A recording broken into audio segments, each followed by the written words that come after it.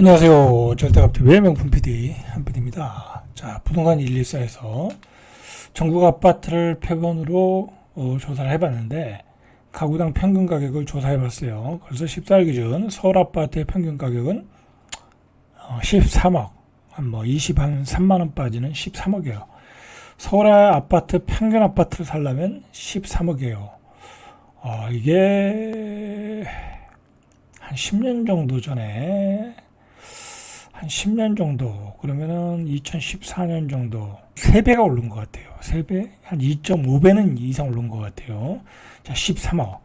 자, 수도권을 제외한 지방 전체 아파트 평균 가격은 3억 5,400. 이거 10년 전보다 얼마 올랐을까요? 한 1억 올랐겠죠? 그죠? 1억 올랐어요. 1억 올랐어요.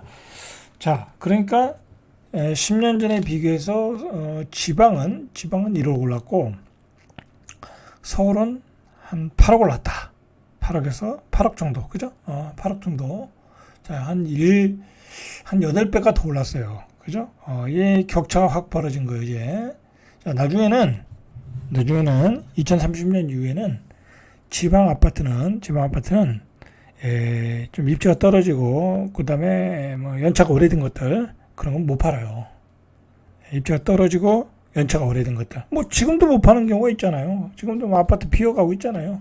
부산에 영종도 그 어디죠? 영도. 그죠? 영도. 그런데 대전은 어느 쪽? 대구는 비선호 지역이 있잖아요. 그런 지역부터 인구가 감소되면서 전세도 안 들어가고 그래 빈집으로 가는 거야. 그죠? 그렇게 가는 거예요. 그런 격차가 지금 벌어지는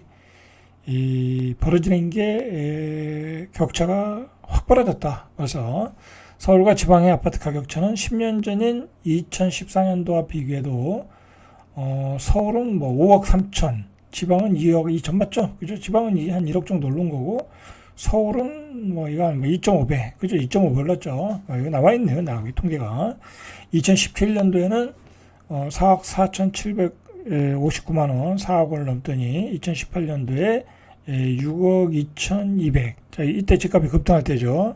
2019년도에 7억, 2020년도에 8억 5천. 자, 이게 이제 문제가 되는 건 뭐냐면, 그거죠. 그죠? 서울의 집값은 급등하는데 젊은이들은 우르르 서울 수도권으로 몰려오고 있다. 그죠?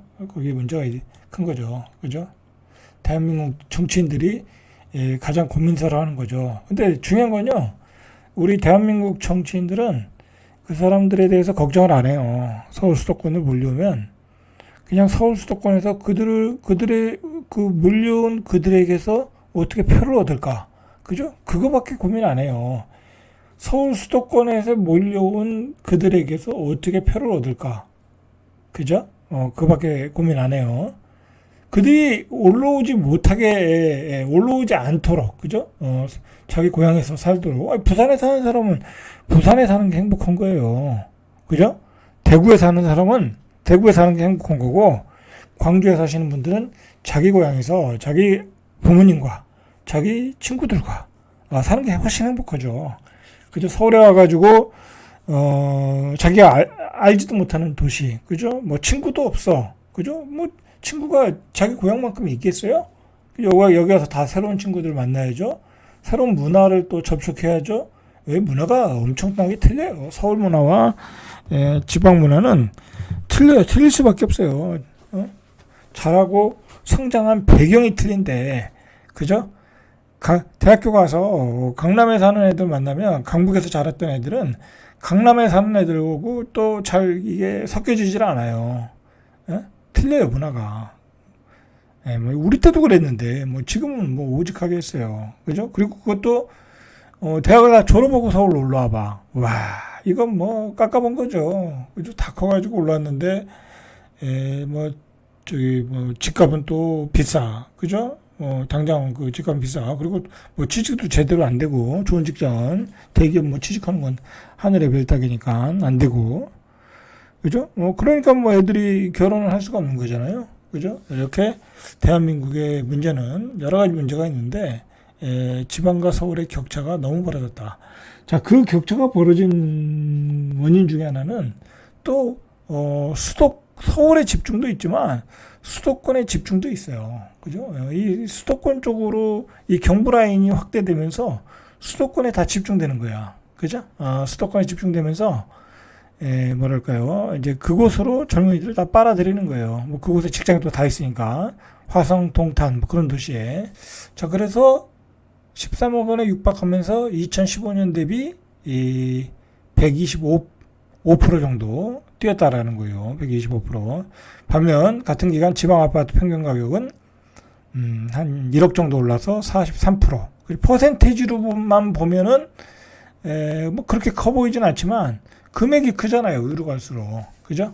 그러니까 2015년에 지방 아파트 두 채 살 돈으로 서울 아파트 한 채 샀는데 지금은 지방 아파트 세 채, 네 채를 팔아야 서울의 아파트를 살 수 있다. 자, 그리고 이제 2030년 이후에는 지방 아파트는 더 깊은 나락으로 빠질 수 있으니까 또 그걸 팔고 서울로 또 다 달려오고 있고, 그러니까 지금 서울 아파트가 뜨거워지고 있는 거예요, 지금. 자, 그런데다가 우리 젊은이들이 서울 수도권으로 몰려와서 전세를 얻는데 우리 젊은이들이 뭘 알겠어요, 이 세상 물정에 대해서. 그죠? 아무것도 모르죠. 그래서 전세를 얻었는데 이 전세 사기꾼들이 또 득실거려서 그들의 등을 쳐먹고, 그죠? 자, 뭐 오늘도 나왔어요. 전세금을 제때 내어주지 못한 임대사업자 등록이 말소된 지 6개월 이상이 지났는데 1억 원 이상의 미반환 전세금이 남아있는 임대인 명단이 공개됐어요. 근데 악성 임대인이 126명, 평균 8개월 이상 보증금을 돌려주지 못했다는 거야. 연령대는 뭐 50대 제일 많았고 30대도 있고 60대도 있고 40대 골고루 있어요. 자, 떼먹은 보증금 규모가 가장 큰 악성 임대인 강원도 원주에 거주하는 32세. 젊은 놈이 이렇게 사기를 치고 있어요. 그죠? 707억 원을 떼먹었다는 거야. 707억 원을. 이게 맞나 모르겠어요. 707억 원이 이게 가능한 금액인가요? 그죠? 그냥 사기꾼이죠, 사기꾼. 그죠? 사기꾼이죠. 자, 이렇게 하니까 우리 젊은이들이 참 사회에 적응하기가 쉽지가 않겠죠. 자, 1월부터 5월 전세 보증금 반환 보증 사고액이 2조 3천억, 사고 건수가 1686건, 보증금 사고 규모는 같은 기간보다 65% 증가. 자, 여러분들, 뭐 대한민국은 이건 완전 사기공화국이야, 사기공화국. 이렇게 이 전세 보증금을 떼어먹는 사고가 속출하고 있다. 아직도 뭐 이거 아주 빙산의 일각이에요. 빙산의 일각. 오죽하면 국토부 장관이 전세제도 없어져야 된다. 뭐 그런 소리까지 하고 있겠어요. 현실적으로 맞지도 않지만. 자, 뭐 그런 데다가 이게 또 문제가 뭐냐면 지금 우리나라 그 주식시장을 다 떠나고 있어. 우리나라 그 투자자들이 주로 이제 MZ 세대 투자자들이죠. 자, 코스피는 2,800을 뚫었는데 국장을 떠나가지고 미국 주식, 해외 주식을 사고 있는데 그 해외 주식 보관액이 사상 최고로 기록하고 있다. 여러분, 이게 뭐 간단한 문제가 아니에요. 이게 제가 계속 말씀드리는데 간단한 문제가 아니다.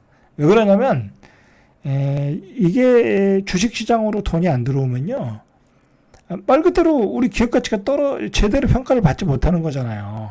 그러면 이제 유상증자도 어렵고, 그리고 우리 그 주식을 또 해외에다 팔아야 되는 경우가 있잖아요. 블록딜을 해가지고 일부 지분을 팔아야 되는데 그거 똥값이 되는 거야. 주식회사가 자기 주식 회사에 맞게 가치를 평가받지 못하고 있다. 자, 그건 굉장히 국가적으로 굉장히 손해가 되는 거예요. 그 주주들에겐 당연히 손해가 되는 거고. 근데 결국은 그걸 주식을 계속 평가를 받으려면 우리 주식 투자자들이 계속 주식을 사줘야 되는 거거든요. 최소한 현상 유지는 해줘야 되는데 다 팔고 떠나고 있다는 거야. 그죠? 오래 가지고 있으니까 주주를 개떡으로 알더라 이거야. 우리나라 대주주들이. 그러니까 미국으로 가자. 미국은 계속 올라간다는데 잘하고 있는 거죠. 어떻게 보면 잘하고 있는 거지. 우리나라 주식 투자해봤자 여러분들 돈 벌기가 쉽잖아요. 순 테마주가 극성을 부리고, 그죠? 그리고 대기업들 주식은 사이클 주식이고, 올라갔다가 10만 원 갔다가 다시 5만 원 되고, 그죠? 그거 어떻게 투자를 하겠냐고. 미국 주식은 안 그렇잖아요. 그죠? 미국의 매그니피션트 세븐은 안 그렇잖아요. 그래서 이렇게 돈들이 빠져나가고 있고, 정부는 밸류어 프로그램을 만들어서 어떻게든 코리아 디스카운트를 해소하려고 그러는데, 역부족이죠. 역부족이죠. 자, 이게 우리 주식시장의 문제예요, 지금. 주식시장의 문제. 그래서, 연합인포맥스에 따르면 해외 주식 보관액이 17일 기준으로 132조. 와. 그러니까 이 돈이 예전 같으면 우리나라 주식시장에 있었는데, 132조가, 외국 주식을 샀다는 거야. 이 중 미국 주식이 한 119조 정도, 한 120조 정도라고 할게요. 그러면 90%를 차지하고 있는 거야. 미국 주식을 산 거야. 그리고 이게 왜 그러냐면, 미국 주식을 사면 달러로 가지고 있잖아요. 그죠? 달러로 가지고 있잖아. 근데 달러 가치가 지금 계속 올라가잖아요. 원화 가치는 떨어지고. 그러니까 주식이 조금 떨어져도 이익을 보는 거야. 그죠? 그런 메리트가 또 있어요. 그죠? 그만큼 우리 경제 체력이 점점 약해지고 있다라는 거죠. 그죠? 자, 올해 20일까지도 한 9조 4천억 정도 샀다고 그래요. 지금 우리 주식이 올라오면 주식 팔아가지고 이익 실현하거나 손절치거나 익절하거나 그래서 해외 주식을 다 사고 있다라는 거야. 그죠? 자, 여러 가지로 지금 현재 상황이 여러분들 굉장히 안 좋아요. 안 좋아. 이 주식시장은 투자자들이 다 떠나고 있고, 그죠? 이 젊은이들은 서울 수도권으로 몰려오는데 서울 수도권 집값은 폭등하는 분위기고, 그죠? 그리고 도저히 분양받을 수 없는 분위기고, 그죠? 그렇다고 지방에서 살라고 해도 살 수 없는 분위기고, 그죠? 지금 여러 가지 이유로 지방은 지금 쇠퇴로 가고 있는 거예요. 인구 감소도 있지만 어떤 산업의 지방에서 지방의 그 주력 업종들의 어떤 하강세, 그죠? 그런 거, 화학공업이라든지 그런 것들.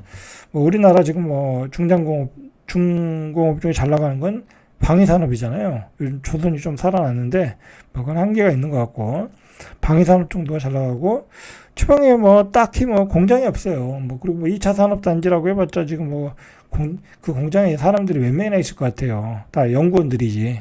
그죠? 다 공장 자동화 되어 있고.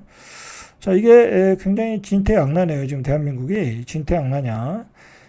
그런데다가 지금 우리 정치 구조가 굉장히 듣도 보도 못한 어떤 지금 정치 구조가 돼버렸어요. 그죠? 이게 아주 갑갑하게 돼버렸어요. 이건 완전히 뭐랄까지 어떻게 보면 서로가 좀 비슷하게 비율을 가지고 가는 게 좋은데 한쪽으로 또 편파되다 보니까 이게 서로가 맨날 쌈박질만 하고, 그죠?